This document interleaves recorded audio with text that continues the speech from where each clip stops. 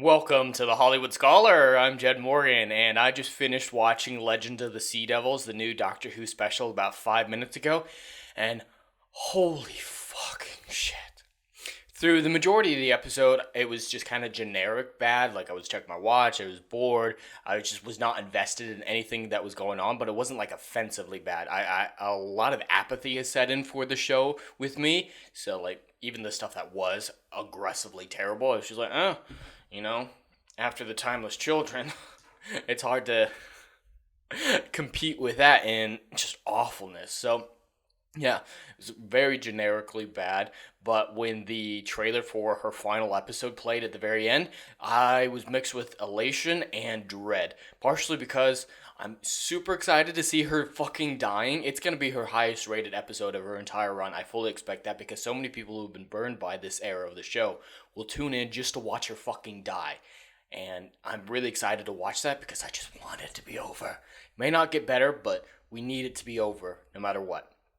But dread set in when I saw who's going to be coming back. Between their awful master coming back, between the Siberia guy coming back, that like half burnt out Cyberman dude who wanted to be a full Cyberman but wasn't really, which was really weird. So I'm expecting them to be tying back into the Timeless Children a lot, and if they're doing that, Chris Chibnall's gonna find a way to fuck up the lore even further. So that's not great. And they're bringing back fucking Ace, and they're bringing back what's her bucket from the Stephen Moffat era, the daughter of Brigadier Lethbridge Stewart. So yeah, she's coming back. Ace is coming back. We haven't seen Ace in 30 years. Please leave her alone.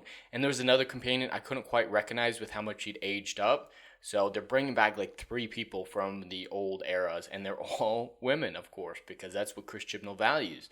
It's nothing else besides diversity, which I have to always preface this: when it's written well, not a big deal. But from his writing, it's gonna be like, Ace, I just had to lead around the doctor by his nose, and he was fucking retarded and just a dumb, stupid man. And you're so much better because you've got a vagina. That's what I'm expecting out of Ace, which is gonna piss me off because I fucking love Ace. She was definitely one of the most unorthodox companions in the classic era, but yeah, no, she was great. But I'm going to get into a few spoilers here for the episode. Not that anyone does or should give a damn about spoilers, but there's going to be a couple here.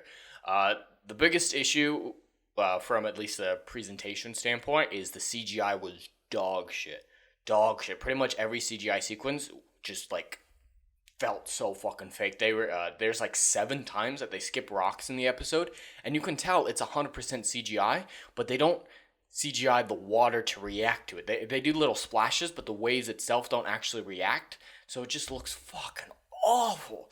And yeah, a lot of the underwater stuff looks pretty bad. The Sea Devils look better in the 1970s as animatronics than they did in this special. They were really bad.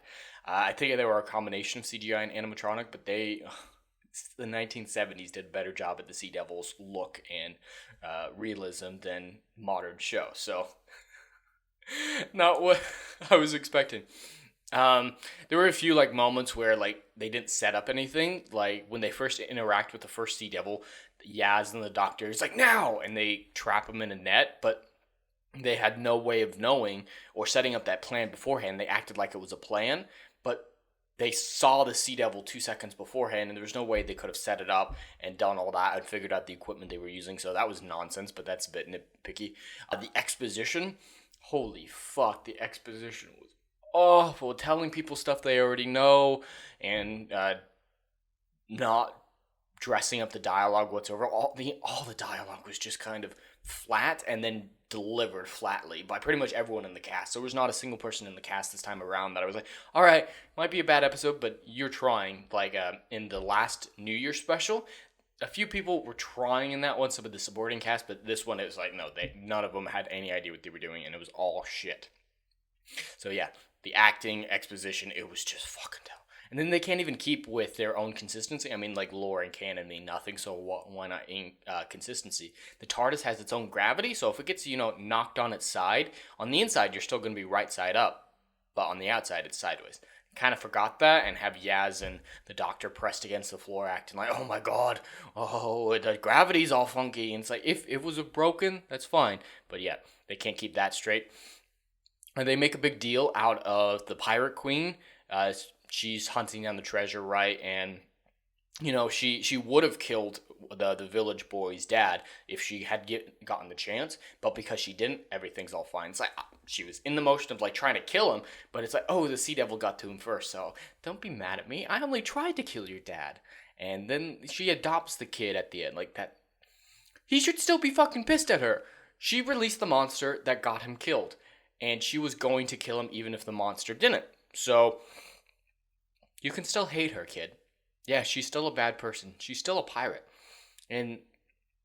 But they made a big deal about her needing Dan and the boy to sail her ship. They made a big deal about that. Like, I can't get there alone. But she sailed to that village on her own. She sailed a massive fucking ship on her own, and then suddenly she couldn't do it anymore.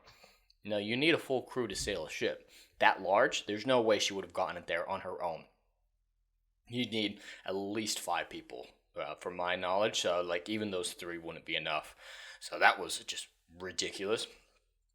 Yaz, she's just an idiot and flat, and beating up Dan. Oh, Dan is still the fucking punching bag of all the jokes. And like, where'd fucking Daniel? Why weren't you babysitting him? Oh, he's a grown man. Yeah, but he's an idiot. He's a retard. And yeah, he's just the butt of every joke. They love bashing him, and that's like literally the only reason he's on the TARDIS, is to give something that Yaz and the Doctor can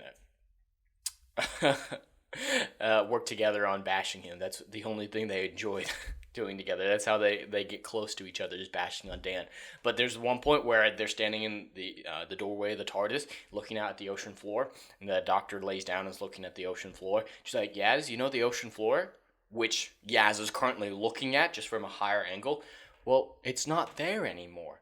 And then she looks down, and for like 100 yards, at least around them in every direction, the ocean floor has descended and gone away, so they're just on top of a giant chasm. Even if you're standing looking out, she would have seen the fucking floor disappearing. She's just a fucking retard, and they don't care. And yeah, there's one point where they have the ship that can like fly but also go underwater, and there's a point where the Doctor controls it and sends it up to the surface from the ocean floor, and then she's suddenly swinging to the next ship, but the Sea Devils would have tried to stop her. So yeah, it didn't make any sense how they were able to get out of the command center and onto the other ship in 2 seconds flat. That doesn't make any sense. Yaz is magically a great sword fighter with no training. I get the Doctor. We've seen the Doctor sword fighting in the past, so her being able to sword fight, not a big deal. Dan, he's just an idiot goofing around and whatever. But yeah, she holds her own against Sea Devils, which is fucking retarded. And then one of the pirate dudes, he kills the main Sea Devil, and the Doctor's like, that's so bad. Why did you do that? You don't have to do that. Killing is bad. And then she gives Dan a tool that was able to kill like 10 Sea Devils at once, and it's all chill. It's all chill. Dan killing 10 people, not a big deal. This pirate dude killing the man, or the Sea Devil who, destroyed his ship, took his life, imprisoned him for centuries, that's crossing a line. No, that's fucking not. He had every right to do it. So that was fucking retarded, just like everything else. Oh, and at the end, they do mention that Yaz is better than River.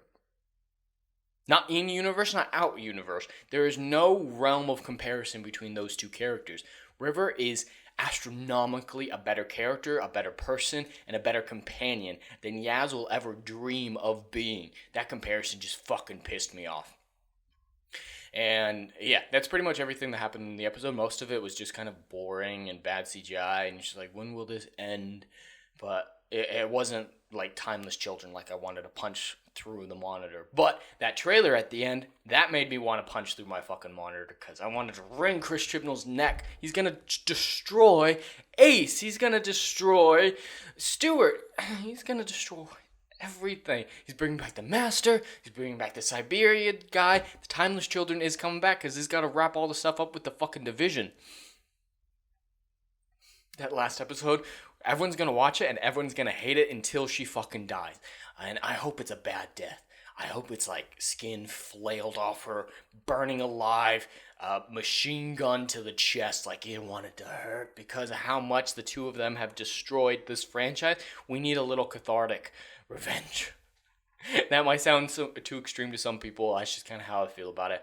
And that episode is going to be heavily watched, but heavily hated until the death moment. But yeah, this episode, it's dog shit, but generic dog shit rather than aggressive dog shit like most of the Jodie Whittaker run has been. And yeah, that's just kind of what I feel about it. But anyway, that's all I have for today. I'd love to hear your thoughts in the comments below. Please like, share, and subscribe, and I will see you in the next video. Anon.